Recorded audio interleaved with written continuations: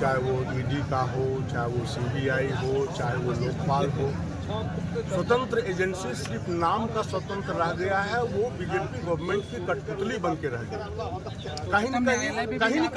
कहीं न कहीं एससी एसटी जो वर्गीकरण का जो माननीय सुप्रीम कोर्ट के द्वारा किया गया है, तो हम लोग इस बात को सोचने के लिए विवश है कि कहीं न कहीं सुप्रीम कोर्ट को भी केंद्र सरकार के द्वारा गुमराह किया गया है।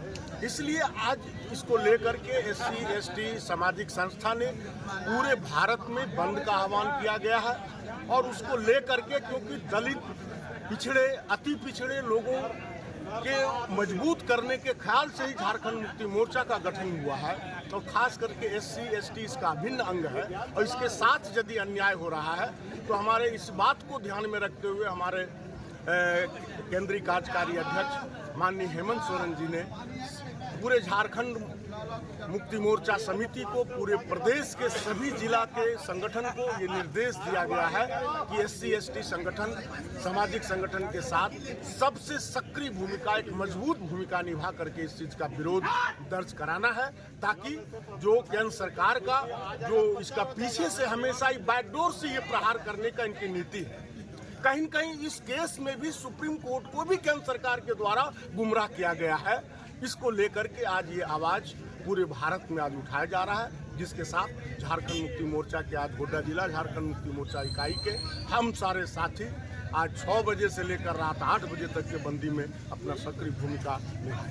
क्या अजीब लग रहा है कि इस प्रकार से समर्थन दिया जा रहा है? आप जैसा देख रहे हैं कि लगातार भारत सरकार के द्वारा जो संविधान में अधिकार दिया गया है आरक्षण का, उस आरक्षण के साथ छेड़छाड़ करने के लिए, उसको समाप्त करने के लिए साजिश रचा जा रहा है। और उसी साजिश का एक नमूना है कि माननीय उच्चतम न्यायालय ने पिछले दिनों एक आदेश पारित करके आरक्षण में, एसटी के आरक्षण में, एससी के आरक्षण में वर्गीकरण करने का काम किया है, क्रीमी लेयर लागू करने का काम किया है।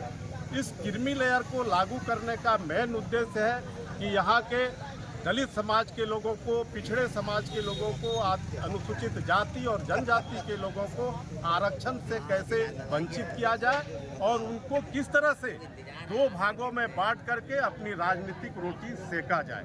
पिछले दिनों आप देखे होंगे, जब से नीति आयोग यहाँ बना, नीति आयोग ने लेटरल एंट्री के माध्यम से आईएएस बनाने का काम किया। पिछले दिनों 78 ऐसे आईएएस बनाए गए, बीच में 65 आईएएस बनाए गए और अभी फिर से एक विज्ञप्ति लाने का काम किया जिसमें 45 आईएएस पिछले दरवाजे से बनाने का काम ये कर रहा था। ये बिल्कुल साजिश के तहत हो रहा है। और इससे बड़ी साजिश की बात मैं बताना चाहूँगा, पिछले दिनों मोहन भागवत जी ने कहा था, वहीं से ये मामला शुरू होता है। उन्होंने कहा था कि आरक्षण पर अब समीक्षा करने की आवश्यकता है और इसी एजेंडे पर कहीं न कहीं इस तरह से काम किया जा रहा है।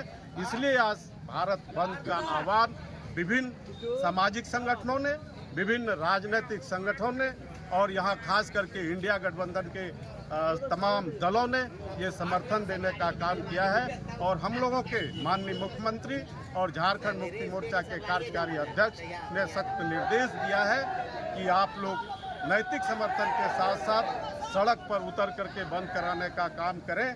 लेकिन इससे भी खुशी की बात आपको मैं बताना चाहूँगा कि एसटी समाज के लोग, एससी समाज के लोग, ओबीसी समाज के लोग इतना जागरूक है कि आज हमें बल प्रयोग करने की आवश्यकता नहीं हो रही है।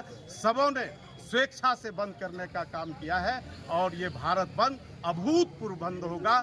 इतिहास में ऐसा बंदी कभी नहीं हुआ जा सकती थी। इस प्रकार से पूरा भारत को डिस्टर्ब करना मतलब कहाँ तक उचित है? देखिए, आए दिन जब से भारतीय जनता पार्टी की सरकार है और जितनी केंद्र की स्वतंत्र एजेंसियां हैं, लगातार ये देखा जा रहा है